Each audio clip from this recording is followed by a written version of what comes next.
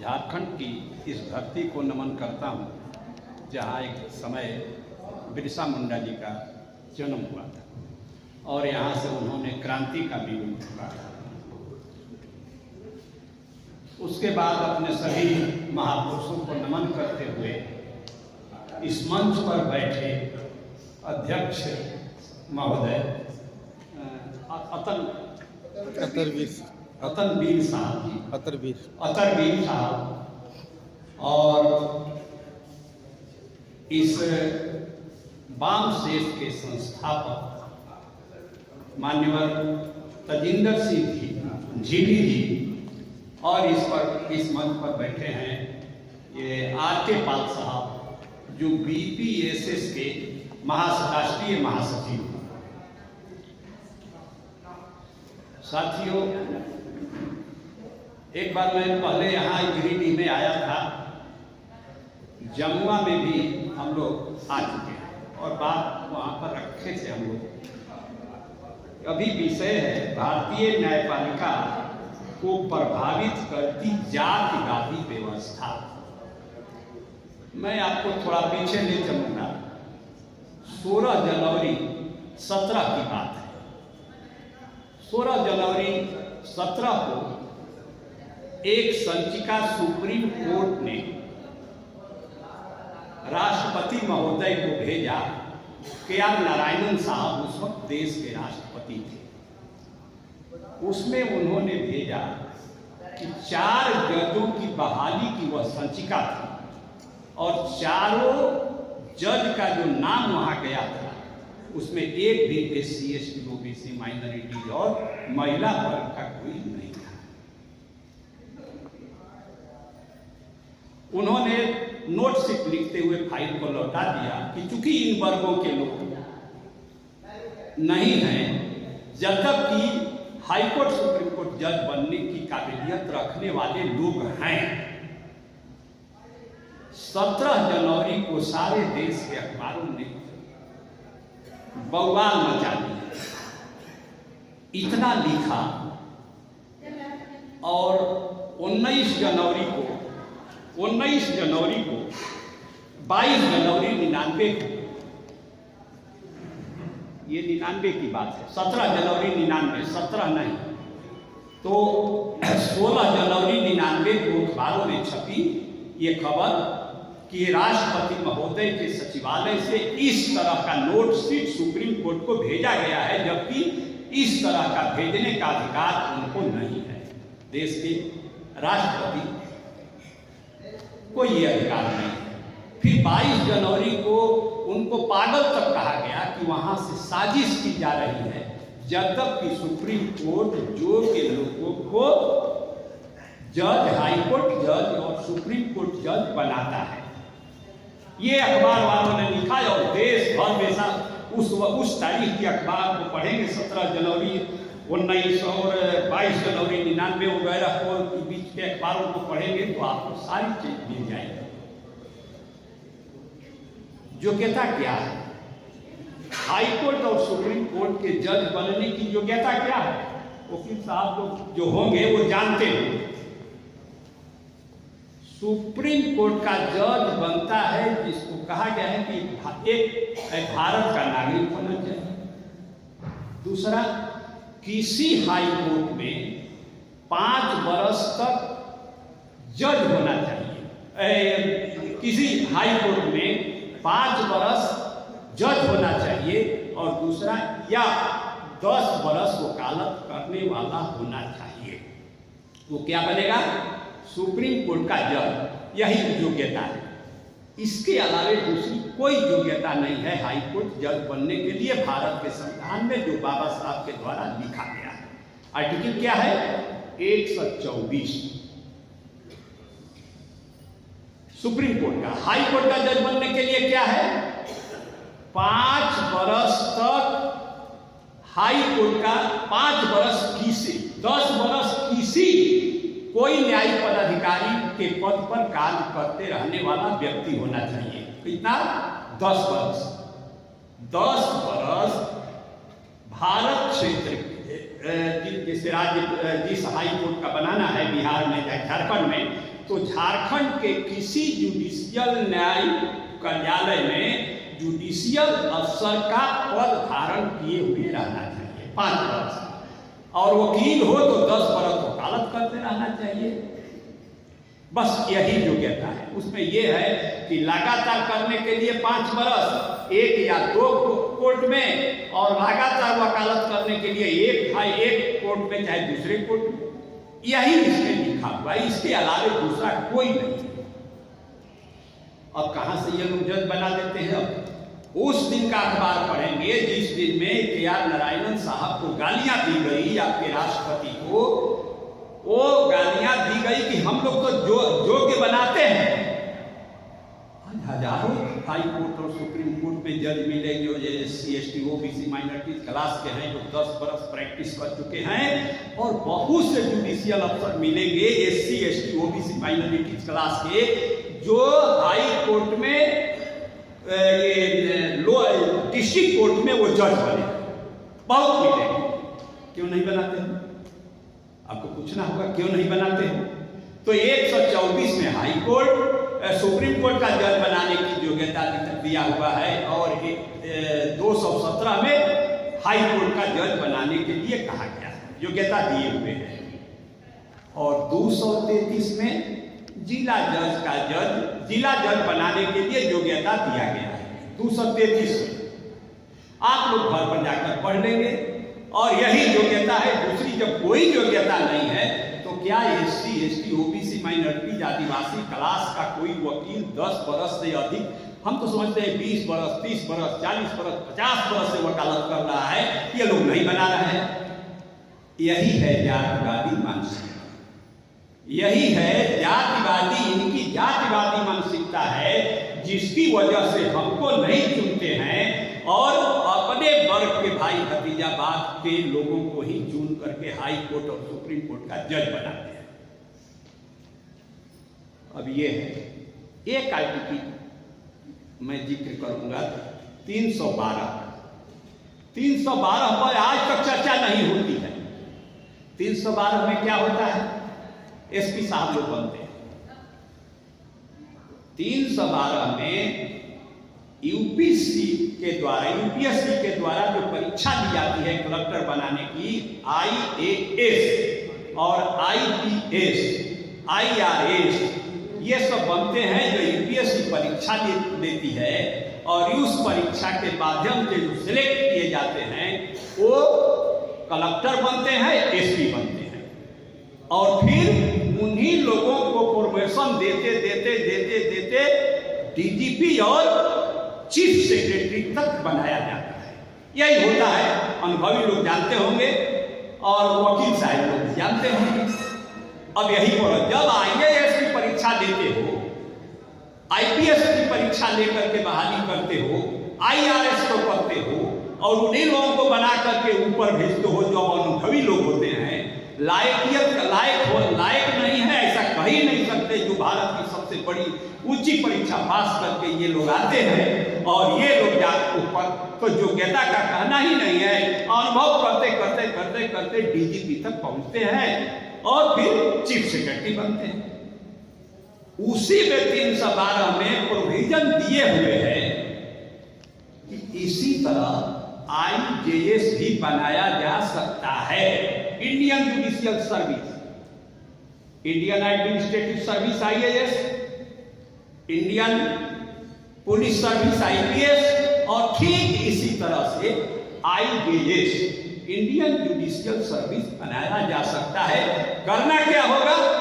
राज्यसभा 2/3 बहुमत से प्रस्ताव पास करके लोकसभा में भेज देगा, और लोकसभा इसे अनुमोदित करके UPSC क्या कह देगा कि अब तुम इसकी भी परीक्षा लो। UPSC परीक्षा लेगा तो क्या होगा? एक तो लायक जज मिलना शुरू हो जाएगा, और दूसरा क्या होगा? SC ST OBC को आरक्षण मिलना शुरू हो जाएगा, जैसे कलेक्टर और SP को मिलता है। अब ये नहीं हो रहा है। क्यों नहीं हो रहा है? मेरा कहना है, हम पढ़े लिखे लोग संविधान पढ़ते तो जरूर हैं, कुछ अब पढ़ने लगे हैं, पढ़ते नहीं हैं।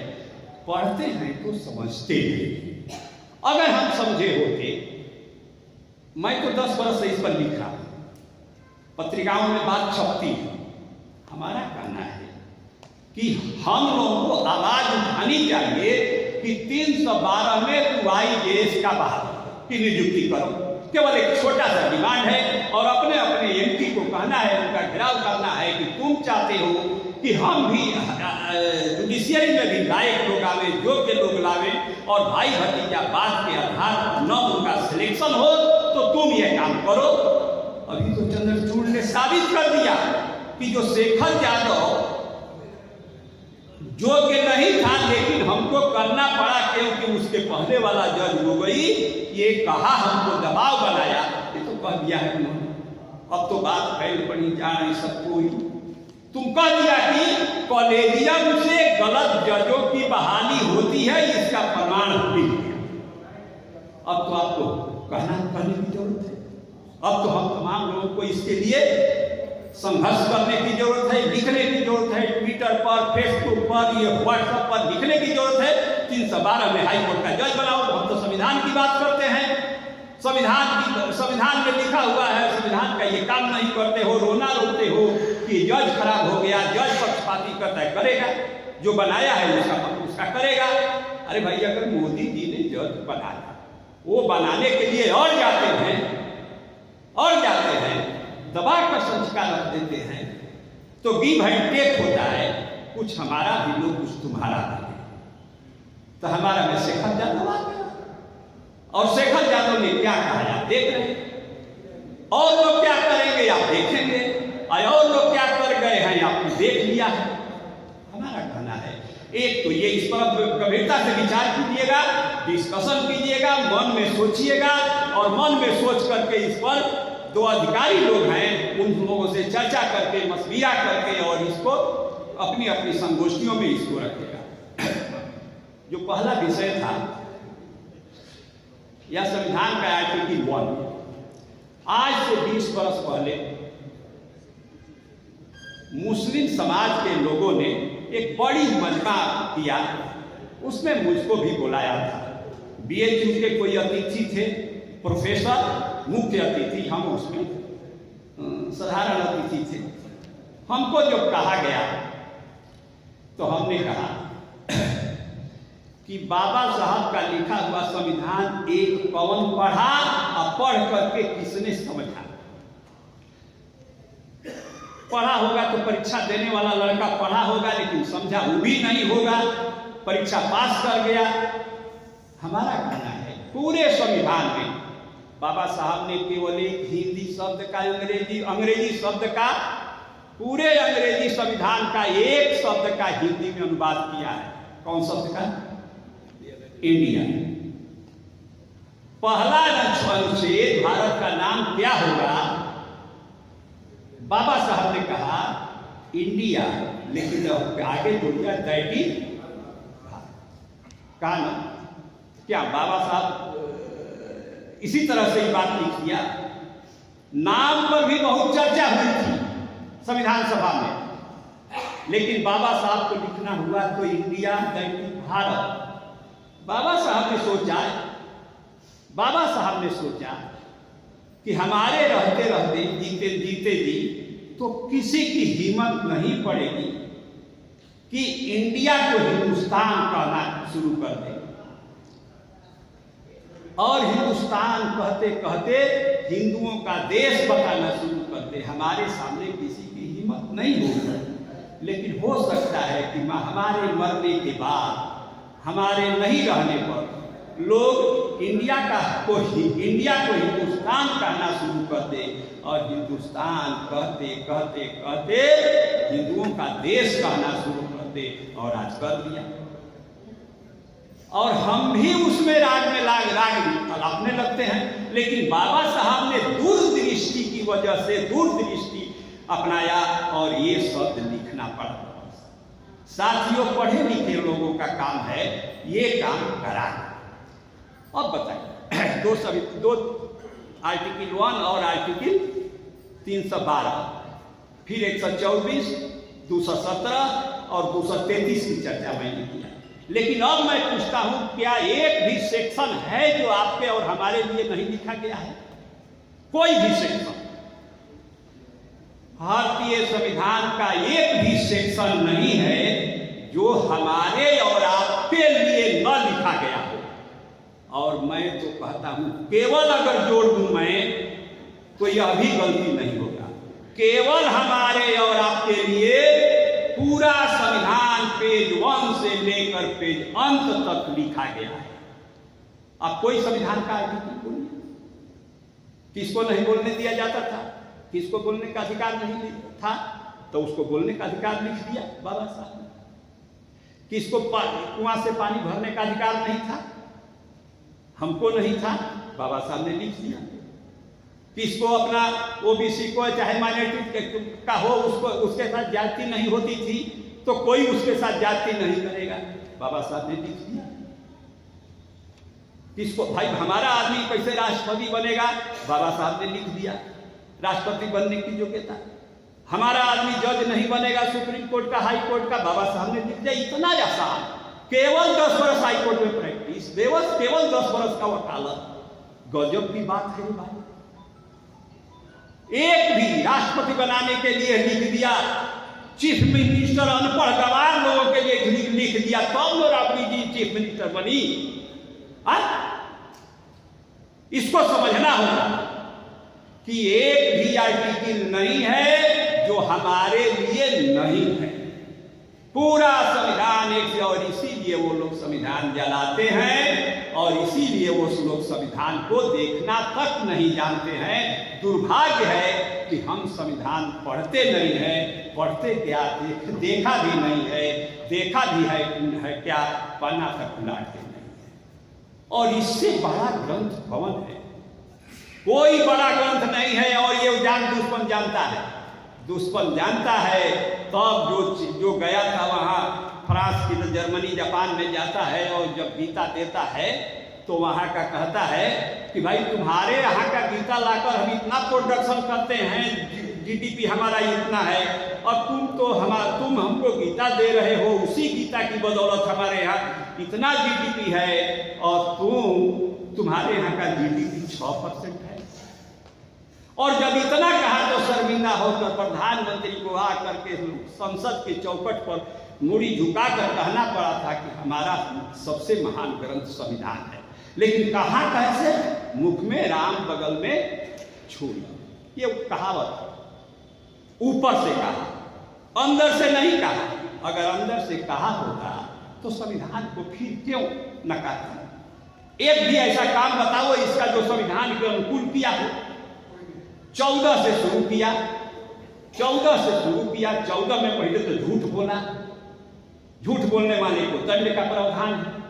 हम और आपने नहीं समझा, हम तमाम लोगों ने समझा कि हमारे हित में काम करेगा, 15 लाख आ जाएगा तो इससे तो बड़ा अच्छा कोई नहीं होगा।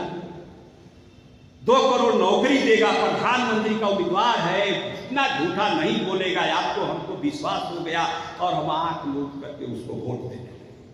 नालायक वो लोग हैं जो इतना जानते हुए भी, केवल कई लोगों ने कहा पहले सत्र में, वो लोग हैं जो यह जानते हुए भी कि हमारी कल की आने वाली पीढ़ी पहले की तरह हर मुसीबत का शिकार होगी, हर तरह की कठिनाइयों का सामना करना पड़ेगा। उसके बावजूद भी केवल क्षणिक समय के लिए एमएलए, एमपी, मंत्री, मुख्यमंत्री, प्रधानमंत्री, राष्ट्रपति बन जाते हैं, राष्ट्रपति तक बन जा रहे हैं। लेकिन क्या वो समझते नहीं है? इतना नादान कोई है? नहीं समझता कि हमारे लोगों पर हथरस जैसा जुल्म हो रहा है। हिंदू की बात करता है, हथरस में लड़की को मुंह देखने तक नहीं जाने दिया गार्जियन के पास और उसको किरासन तेल लगा कर रात में छिड़क दिया। भेड़ कोई भान को लगने बा हिंदू हिंदू हिंदू। अभी हम समझते हैं कि वो हिंदू की बात करता है, हिंदू की बात करता। हिंदू सेंटीमेंट अगर दिल में होता, हथरस में बेटी नहीं जलाई जाती रात के अंधेरे में। तो ये साथियों कौन समझेगा? यहाँ पर बैठे हुए लोग समझेंगे, नहीं तो गांव में बैठा हुआ तो मेहनत करके आया होगा, तुरंत खाना खाएगा 7 बजे और फिर सो जाएगा, फिर सुबह में उठेगा, काम करने जाएगा। एक बार की है ना, बाबा साहब से पूछा किसी पत्रकार ने कि भाई गांधी सो गए और नेहरू सो गए, राजेंद्र बाबू सो गए, आप क्यों जगे हुए हैं, ये कोई टाइम नहीं दिया, लेकिन 1 बजे रात में हम, चूंकि आपने समय नहीं दिया था इसलिए हम आपके यहाँ 1 बजे रात में आए और आप 1 बजे जगे हुए हैं।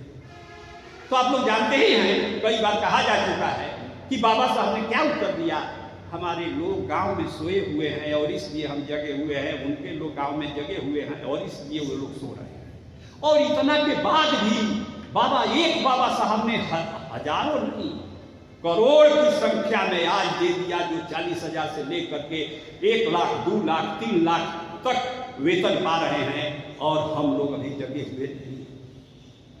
ये सब करना होगा, केवल संविधान पढ़िए ना, रोज एक, हम तो कहते हैं स्नान करिए, स्नान कर करके संविधान को तिथि पर रखिए और उसके एक पाना को एक अनुच्छेद से पढ़ना शुरू कीजिए, लेकिन पढ़िए केवल पढ़कर खाली उसका वाचन मत कीजिए, पढ़िए तो क्यों लिखा बाबा साहब का, एक एक शब्द का उसका विचारण करिए और एक एक शब्द का 1 घंटा समय दीजिए एक धारा पर, अनुच्छेद पर, और एक अनुच्छेद पर एक लाना कसम खा लिए कि हम रोज पढ़ेंगे और बच्चों के बीच में सुनाएंगे। तो क्या होगा साथियों, अगर संविधान 1 बरस पढ़ लीजिए तो संविधान के खिलाफ जो बोलेगा, आपका भाई एमएलए के लिए लड़ता है तो कहिएगा कि तुम हमारे लिए आज से दुश्मन। बताइए, हमारा ही लोग जाकर 133 लोग बैठा हुआ है लोकसभा में, ओबीसी को मिला दीजिए तो 250 से अधिक लोग बैठा हुआ है और चाहे तो सरकार गिरा सकते हैं, लेकिन लेटरल एंट्री से भर रहा है और हम लोग टुकुर देख रहे हैं, नाम किया छापा देख रहे हैं, लेटरल एंट्री से भर रहा है। लेटरल एंट्री मतलब क्या, आपको कहा कि चलो भाई कंपनी में काम करते हो, चलो यहाँ क्या बैठे हो, चलो वहाँ ज्वाइंट सेक्रेटरी बना देते हैं। जो कलेक्टर 18-20 वर्ष तक मेहनत करता है, कलेक्टर बनने के बाद उस पद को तुमको दे देते हैं, चलो बैठा दिया। और कहीं बगावत नहीं हुई, कहीं चूई चाय नहीं हुआ, कोई नौकरी करने वाला नहीं लड़ा। नौकरी आपका समझते हैं कि आपका बेटा अगर आज नौकरी कर रहा है, गजटेड अफसर है और 400 पार आ गया होगा तो आपको बेटा नौकरी करता नहीं, नौकरी नहीं करता। शेखर जैसा आदमी बैकवर्ड वगैरह जो होगा, शेखर जज जो इलाहाबाद हाई कोर्ट वाला, तो उसी के जैसे लोग नौकरी करते बैकवर्ड में, शेड्यूल कास्ट में, शेड्यूल ट्राइब में, और यहाँ पर नहीं करते। कौन सोचेगा? यही सोचना है। और बाकी बात तो भाई उन्होंने कहा, हमारे गुप्ता जी ने बहुत संजीदगी के साथ कहा, एक केस का कुछ जिक्र करना है तो करना ही चाहिए। तो एक यहाँ पर ओबीसी के लोग कितने हैं? अच्छा 3 आदमी, 2-3 आदमी हमनियों का बानी किया, 5 आदमी 6 आदमी हो। ओबीसी का जो लोग है तो यही कहता है कि वह जदवंशी क्षत्रिय है, कुर्मी कहता है कि कुशवंशी क्षत्रिय है, और यही तरह कोयली कहता है कुशवंशी क्षत्रिय, कुर्मी कहता है कि कौन क्षत्रिय, पासवान पंजरखोर क्षत्रिय। तो इसी तरह से लोग क्षत्रिय बनते हैं। लेकिन 3 जगह है जहां आपकी पहचान होगी, कौन क्षत्रिय है और कौन शूद्र है। 3 जगह है पहचान। एक जगह है हाई कोर्ट, सुप्रीम कोर्ट, जिसको कह दिया सुप्रीम कोर्ट, हाई कोर्ट तक कहेगा तो सुप्रीम कोर्ट जाने की गुंजाइश रहती है, लेकिन सुप्रीम कोर्ट कह दिया तो खत्म। एक केस बनारस का था, मथुरा कृष्णा सिंह बनाम मथुरा, केस था कृष्णा सिंह बनाम मथुरा, बनारस के मठ का केस था। मथुरा यही बेचारा वो उस मठ का पुजारी था, तो पुजारी वगैरह था, मथुरा ही बनारस के लोग जानते होंगे, चाहे और लोग जानते होंगे, तो वो पुजारी था। ये कृष्णा सिंह जो था वो राजपूत जात के थे और उनके पिताजी संत थे उसी मठ में, लेकिन उनका सही चेला कौन था? मथुरा। जब वो गुजरने लगे तो गुजरने के पहले ही मथुरा यही की अपनी जिंदगी में ताजपोशी करा दिए थे, लेकिन वो समझते थे कि फिर बाद में दूसरा लोग इसको बनने नहीं देगा, जबकि ये सही चेला है और योग्य चेला है। ये केस लड़ते लड़ते लड़ते हाई कोर्ट हरा दिया मथुरा को, तो मथुरा सुप्रीम कोर्ट चला गया। सुप्रीम कोर्ट कहता है कि यादव शूद्र है और शूद्र को पुजारी बनने का अधिकार नहीं है। एक जगह फिर क्षत्रिय लोग कुर्मी होकर कोई होकर जब अरे फेल तो और लोग फेल। अब चलो ग्रंथ में चलो, आधिर कुर्मण लौद्र कैवर्तः जनावित अहिर कुर्मी लोधी केवट कहार और नाई पंचशूद्रा प्रशंस्यन्ते खष्टो अपि द्विज सेविका। ये 5 शूद्र प्रशंसा के पात्र हैं। 5 शूद्र जातियां जो हैं ये प्रशंसा के पात्र हैं, क्योंकि द्विजों की सेवा में रात दिन लगी रहती है। खष्टो अपि द्विज सेविका, अगर छठवीं भी कोई इन्हीं लोगों की तरह प्रशंसा का पात्र बनना चाहती है तो सेवा में लग जाए, लगिए। शूद्र है कि क्या है, क्षत्रिय है, पता चल गया, ग्रंथ कर दिया। तो बिन मलाह लोग कहे कि तक खाली 5 जात के कहल बा, हमनी के निकले कहल दुनिया बिन मलाह। तो व्यास स्मृति में लिख दिया कि वर्त की नापित गोबा आशा पर कुमकारक वाणी गीतकार मालाकार रूपिना वेरटो वेद चंडाल सोपच कोलका एसाम संभासरात स्नानम दर्शनाथ प्रवीक्षण। कहा कि 5 जात नहीं थे, बढ़ई नाई ग्वाला कोल किरात बनिया वैश्य बनिया कोल किरात लोग चमार भल इत्यादि, ये सभी जातियां इतनी नीच हैं कि ऐसा संभाषरात, अगर इनसे बातचीत हो जाए, ऐसा संभाषरात स्नानम, स्नान करने पर पाप छूटेगा, और अगर इनसे छुआछूत हो जाए तो सूर्य का दर्शन करने पर पाप छूटेगा। अब तुम पूछो कि तुम लोग कहाँ हो, आप भाई हम लोग कहाँ हैं, आप लोगों को पूछना है, हमको भी पूछना है, कुशवाहा को पूछना है, कुर्मी जी को, पटेल जी को है, यादव जी को, सब कुछ सोचे। एक नहीं है, बेचारे कितनों को डांटा गया। प्रोफेसर जो बिहार वाला प्रोफेसर था, जो बोल दिया रामायण की बात, और जो स्वामीनाथ मौर्य यूपी में बोल दिए, तो सब उनके साथ लड़ी नहीं लगी। क्यों नहीं लगी, क्यों नहीं? सब कोई लटक गया, एक आदमी बोल रहा है तो अगर नहीं लटकेगा तो जे एसपी हो गई, डीएसपी हो गई, कलेक्टर हो गई, जे कर्मचारी हो गई, जे 40 रुपया पावे लागल, वो उतने में उतारना, वो उतने के अपन देश समझेता। ही निखत कि यार कहवे के है अडानी या मार के ले गई सब, ओकरा एक चिंते नहीं। एगो भूमिहार भाई हमारे मित्र बाड़न, हमारे टेबुल पर बैठे, हम कहली क्या हो बलिराम, बलिराम नाम। अच्छा, समूचा देश विपदा 40 गई, सब एयरपोर्ट चल गई, हमारा तोहरा पैसा से बना रहे, हमारा तोहरा पैसा से हवाई अड्डा बना रहे, हमारा तोहरा पैसा से रेलवे लाइन, इस सब बेचा गई। तो हम लोग का फिक्र कुछ नहीं थे, सोच तो नहीं बजा। तो कहता मंडल साहब हम लोग तो सोचते हैं, बाकी क्या करें, तू लोग के जब ठीक करता, यही से हमने का गवावता नहीं। बात समझे, इसको बात समझे।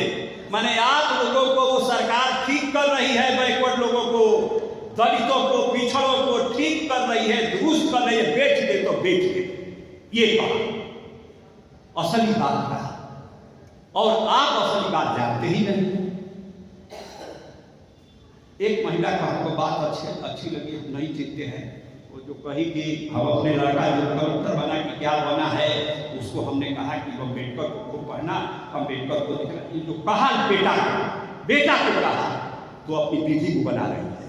इस तरह से बनाना चाहिए, सब किसी को अपने बेटा बेटी को बनाना चाहिए, सब बेटा बेटी को पढ़िए। हमारे घर में कुछ नहीं होता, छठ जितिया कार्तिक द्वादशी त्रयोदशी कोई नहीं कहा। 3 बहुएं हैं, तीनों बहु बच्चा 30 बरस ले एक साथ खाए, एक साथ खाना बनाना, एक साथ सब कुछ प्रेम से। एक का लड़का अभी जज बन गया, एक का वो एमए में पास करके नेट कर ले बड़ी परीक्षा दे ले बड़ी बीपीएससी का। तो हम तो कुछ नहीं कर शादी करिए, वो खाली 15 मिनट। अद्याशरण चौधरी अर्जक संघ के हैं, ये अर्जक के साथी जो लोग हैं वो लोग जानते हैं, जो अध्यक्ष थे वो ये एडीजे थे, कुर्मी जी थे, कुर्मी, वही हमारी मूर्ति का शादी करा दिए 15 मिनट में। बनारस से समझी, बनारस में शादी किए हैं, तो समझी इलाहाबाद में पुलिस विभाग में। तो आए तो कहे कि देखिए 5 शादी हो गई मंडल साहब, तो हम कहूँ कि क्या है मटकोर का चाहिए, अलावा खुलवाइएगा, अलावा खुलवाइएगा। अरे आराम करिए आप लोग, सुबह में बताइए क्या लिखा, क्या करना है बताइए। ये सब इतना वो बोल गए, उनकी 1% बात अगर आप लोग और हम लोग उतार लें तो साल भर देरी नहीं रहेगा, साल भर देर नहीं होगी, हुकूमत चली जाएगी।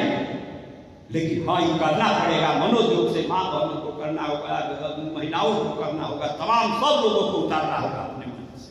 तो बहुत चीज हो गया। एक चीज और था कि